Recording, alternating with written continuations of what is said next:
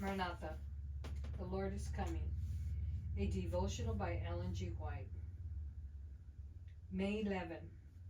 Youth and the Drug Syndrome.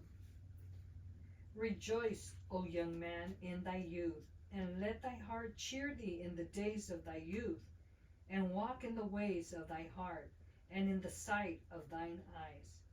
But know thou that for all these things God will bring thee into judgment. Ecclesiastes 11:9. Satan was the first rebel in the universe, and ever since his expulsion from heaven, he has been seeking to make every member of the human family an apostate from God, even as he is himself. He laid his plans to ruin man, and through the unlawful indulgence of appetite, led him to transgress the commandments of God. He tempted Adam and Eve to partake of the forbidden fruit, and so accomplished their fall and their expulsion from Eden. How many say, if I had been in Adam's place, I would never have transgressed on so simple a test? But you who make this boast have a grand opportunity of showing your strength of purpose, your fidelity to the principle under trial.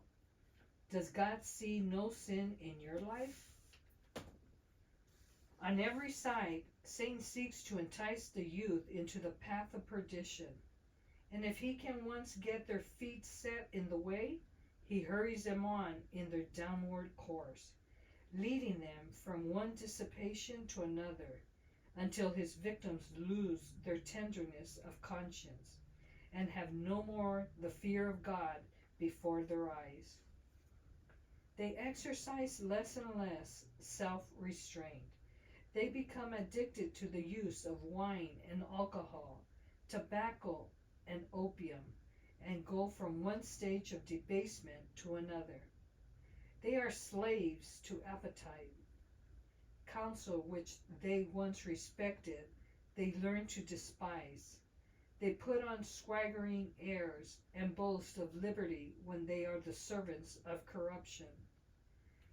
They mean by liberty that they are slaves to selfishness, debased appetite, and licentiousness. Satan is determined to have the human race as his subjects, but Christ has paid an infinite price that man may be redeemed from the enemy, and that the moral image of God may be restored to the fallen race.